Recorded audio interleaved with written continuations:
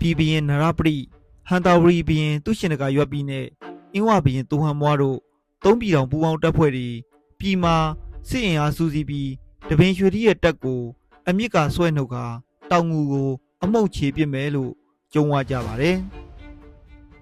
သူရှင်တကာရွက်ပြီးတူးရဲရဲ့စစ်အင်အားတင်တိန်ကနန်းကြော်တဲ့အတွက်သုံးပြည်တော်တပ်ဖွဲ့အင်အားဟာတောင်ငူတပ်အတွက်တကွက်မားတာနဲ့အကုန်ထိုးကျွေးခံရမယ်ကိန်းရှိနေပါတယ်သူရှင်တကာရွက်ပြီးဟာတပ်မကြီးဝိုင်းရံပြီးစစ်မြေပြင်ကိုအနီးကပ်ကုတ်ကဲနိုင်မှုအတွက်ပမတိဝအရက်မှာတက်တည်ပါတယ်စစ်တရေဗညာတလနဲ့မင်းရဲ့အောင်နိုင်တို့ဦးစီးတဲ့ပင်မတပ်ကိုနောင်ရိုးမှာအထိုင်စခန်းချပြီးတောင်ငူရဲ့ကနဦးထိုးစစ်ကိုထိတ်ကနေစီးတိုက်ဖို့အသင့်ပြင်ထားစေပါတယ်တပင်ရွှေထီဦးဆောင်တဲ့တောင်ငူပင်မတပ်တွေခြုံကိုတိုက်ခိုက်ခါမခံရဖို့ကျော်ထင်းတော်ရထားဦးဆောင်တဲ့ရှေးပြည်တပ်ဟာတိုက်စင်90စစ်မြင်း900စစ်တရေ1000ပါဝင်ပြီးရန်သူနယ်မြေကိုပင်မတပ်တွေတဲ့စောပြီးချီတက်လာကြပါတယ်။နောင်ရိုးရဲ့တစ်ဖက်ချမ်းမှာဗညာတလနဲ့မင်းအောင်နိုင်တို့ဦးစီးတဲ့သူရှင်တကာရွက်ပြီးရဲ့ဟန်တာဝရီပင်မတပ်ဟာတိုက်စင်200စစ်မြင်း800နဲ့ရဲမက်အင်အား8000ကိုစစ်အင်ကအပြည့်အစုံနဲ့ဗျူဟာခင်းကျင်းထားပါတယ်။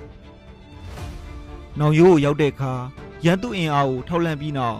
ကျော်ထင်းတော်ရထားကနောက်တစ်ချိန်သမိုင်းမှာမှတ်တမ်းအဖြစ်ဂုံပြောင်မဲ့တိုက်ပွဲမိန့်ခွန်းကိုပြောကြားခဲ့ပါတယ်စစ်တို့ရဲ့သဘောမှာအင်အားငယ်သည့်ကြီးတီသာပဓာနာမဟုတ်သူရတတ္တိနဲ့စစ်ပရိယေသာပဓာနာဖြစ်တယ်ကြာရှည်ဆိုင်ငံရန်မသိတော့ဘူးဒါကြောင့်အမြန်တိုက်မယ်ချောင်းကိုကူးဖို့ဖောင်ဖွဲ့စီလို့မိန့်ပါတယ်စစ်အင်အားအကုန်လုံးကိုချောင်းတစ်ဖက်ကိုကူးစေပြီးကျော်ထင်းတော်ရထားက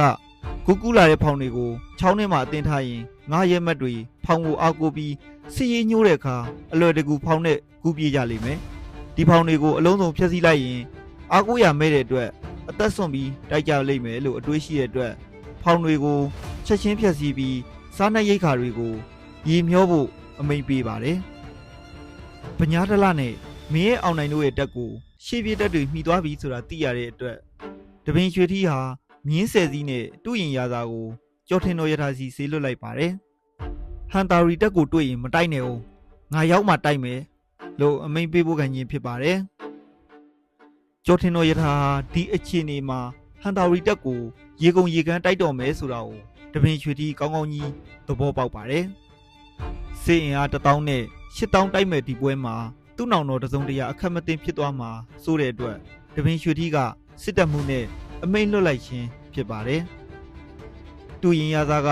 ရှေးပြည်တပ်စီရောက်ပြီးကျော်ထင်းတော်ရထားစီဘရင်အမိန့်ဆက်တာတဲ့အခါမိတို့ပင်အင်အားမမျှစေကမူ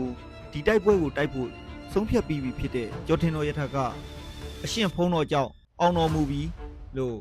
ပြန်လျှောက်ထားခိုင်းကတပ်တွေကိုဦးစီးပြီးတိုက်ပွဲစီကိုထွက်လာခဲ့ပါတယ်။